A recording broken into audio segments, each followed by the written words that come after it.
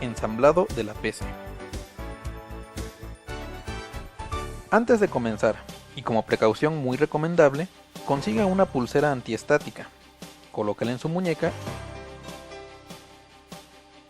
y conecte el cable hacia el chasis del gabinete. Así evitaremos dañar los delicados componentes de nuestra computadora con descargas electrostáticas. Ahora, lo primero que debemos hacer es extraer la tarjeta madre de su protección antiestática y colocarla sobre la mesa, para conectar en ella el microprocesador y la memoria.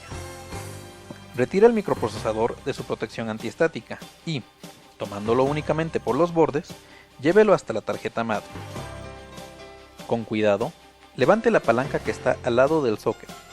Esto liberará los contactos, permitiéndonos colocar el microprocesador en su sitio sin esfuerzo alguno. Solo puede colocarse en una posición, no hay posibilidad de errores al insertarlo. Al bajar la palanca, el microprocesador queda perfectamente asegurado en su sitio y conectado eléctricamente. Ahora, con mucho cuidado, coloque el disipador y el ventilador de enfriamiento, cuidando que queden perfectamente fijos en su sitio.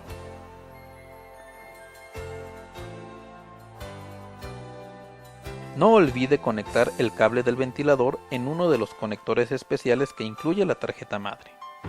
Vamos ahora a colocar la memoria RAM en la tarjeta madre. Para ello, localice la ranura donde debe insertarse el módulo correspondiente. Abra las palancas laterales y con cuidado, pero con firmeza, inserte el módulo de RAM en su sitio. Es imposible que coloquemos invertida nuestra memoria, gracias a la presencia de una muesca que coincide con un tope en la ranura correspondiente. Sabemos que nuestro módulo de RAM ha sido insertado correctamente cuando las dos palancas laterales encajen perfectamente con un par de muescas que posee todo módulo de RAM en sus costados. Con esto, la tarjeta madre está lista para su montaje. Vamos a preparar el gabinete para recibirla. Usando un destornillador, retire la tapa lateral derecha del gabinete para tener acceso a su interior. Note que al fondo tenemos una placa de montaje, justamente donde se colocará la tarjeta madre, y en el lado de enfrente encontramos las bahías de montaje para las unidades de disco. En la parte superior está la fuente de poder que alimentará a todo el conjunto. Debemos comparar la disposición de los conectores externos de la tarjeta madre y elegir la placa de montaje trasera adecuada. La mayoría de las veces la configuración estándar es la adecuada, pero asegúrese de ello antes de iniciar el montaje. Coloque la tarjeta madre momentáneamente en su sitio dentro del gabinete y fíjese en dónde debe colocar los postes y los separadores de montaje.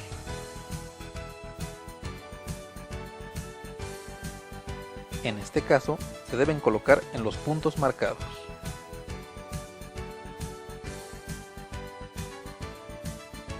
Ya localizados los puntos anteriores, coloquemos los postes metálicos de montaje, que es donde se atornillará la tarjeta madre para fijarla en su posición. También instalemos los separadores que mantendrán a la placa base separada de la placa de montaje. Con todos los postes y separadores en su sitio, es hora de colocar la tarjeta madre en su lugar.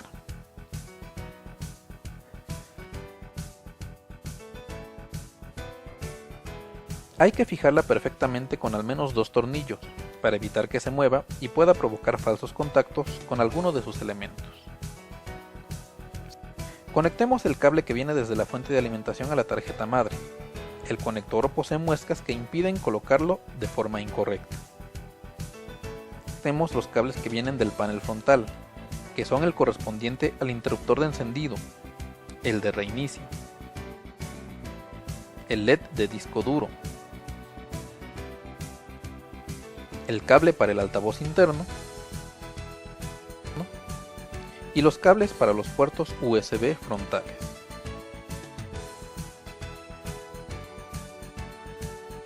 Una vez que ha quedado montada la tarjeta madre, podemos colocar las unidades de disco. Por conveniencia, primero se colocan y luego se conectan sus cables. Primero, vamos a insertar las dos unidades ópticas, pero antes hagamos una precisión. Para cumplir adecuadamente las especificaciones de la interfaz IDE, es necesario que una de las unidades cumpla el papel de maestro, mientras que la otra debe ser configurada como esclavo. Esto se hace por medio de un puente o jumper de configuración que se encuentra en la parte trasera de la unidad, junto al conector del cable IDE. Puede ver que existen 3 posiciones para el jumper: maestro, esclavo y selección por cable. Vamos a configurar el quemador de CDs como maestro y al lector de DVD como esclavo. Una vez realizado esto, podemos montar nuestras unidades en el gabinete. Libera el espacio para 2 bahías externas de 5.25 pulgadas, retirando la tapa plástica frontal y la lámina metálica interna, si es que existe. Esto nos permitirá deslizar una de las unidades en su sitio, y después la otra.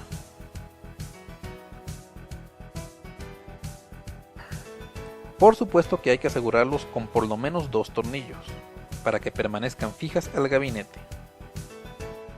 Ahora instalemos la unidad de disquetes en su lugar. Libere una bahía externa de 3.5 pulgadas y deslice en ella la unidad. No olvide fijarla en su sitio con algunos tornillos. Finalmente, vamos a colocar el disco duro en su sitio.